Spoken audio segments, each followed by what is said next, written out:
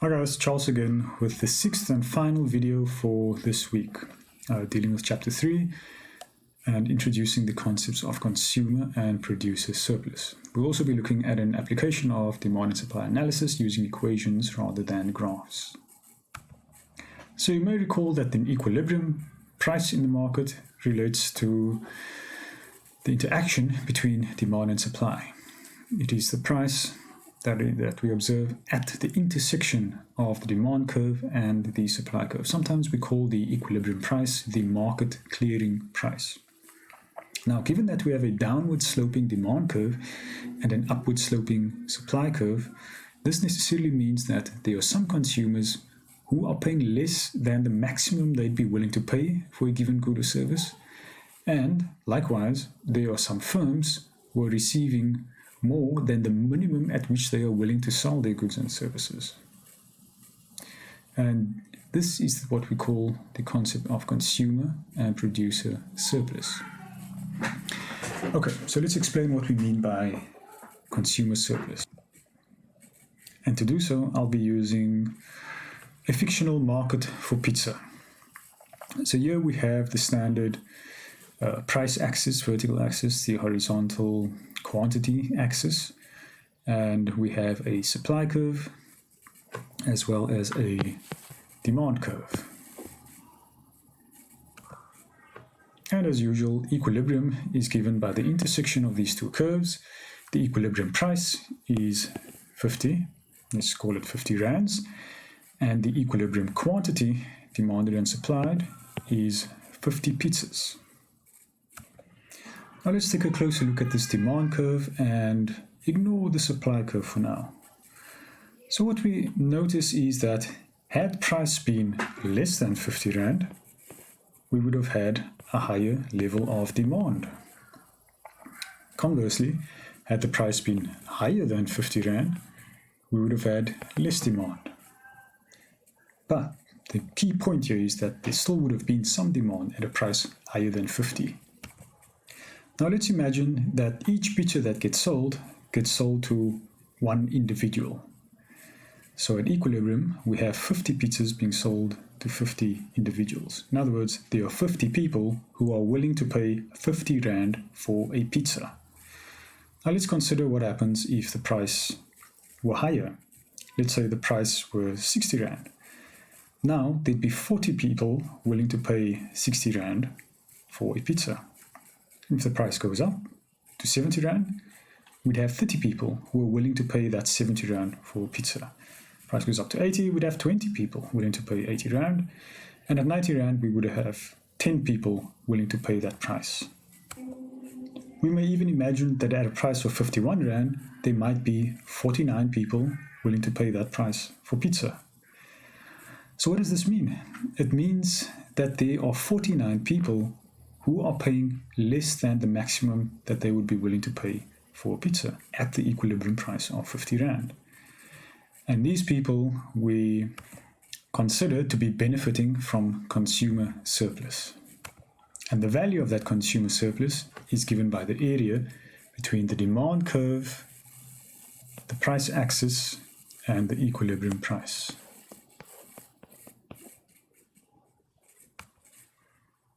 This is illustrated more neatly in the graph on the right. So in this case, if the market price is P1, that is the equilibrium price, then for all quantities up to Q1, consumers are willing to pay more than P1. And the difference between what consumers pay and the value that they receive, which is indicated by their willingness to pay, this difference is called consumer surplus. Similarly, producers can also enjoy a surplus. If the market price is, again, P1, then for all quantities up to Q1, producers are willing to produce at a lower price.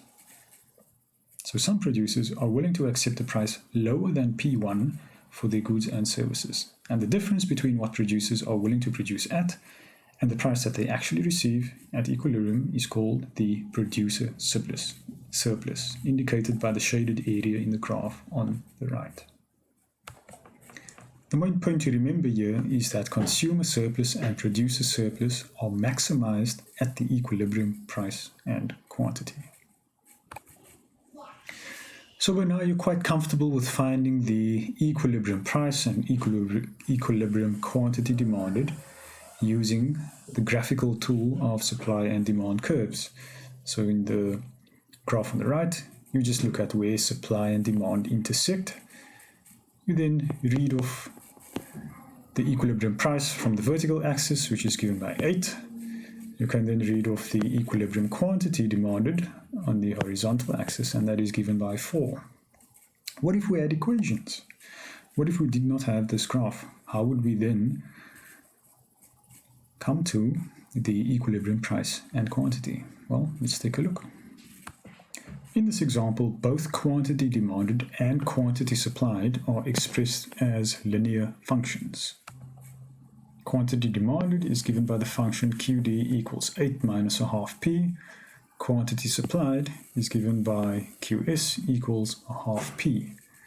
Now, if we want to find the equilibrium price and quantity demanded, all we have to do is recognize that equilibrium is given where quantity demanded equals quantity supplied. Therefore, we can set these two functions equal to each other. 1 minus a half P equals a half P. We can then proceed to solve for P, and that would give us the equilibrium price. And this turns out to be quite simple in this instance, since on the right-hand side we have a single term as a function of P, and on the left-hand side we have 8 minus a half P. So if we simply add a half P to both sides of this equation, we end up with the result, which is P equals 8, which is in fact what the graph tells us must be the case. To find equilibrium quantity, all we have to do is substitute the value for P that we just found. So we can use either the quantity demanded function or the quantity supplied function, and you'll notice that the slide shows you both of these. So you substitute 8 into P over there and solve to obtain QD equals 4. In the case of QS, you substitute 8 into the function over there and you solve to obtain QS equals 4. Okay, and that brings us to the end of chapter 3.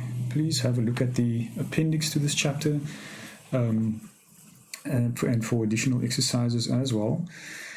And please also excuse the relative amateurish quality of these videos so far. Hopefully will improve as we go. I'll appreciate your comments and suggestions.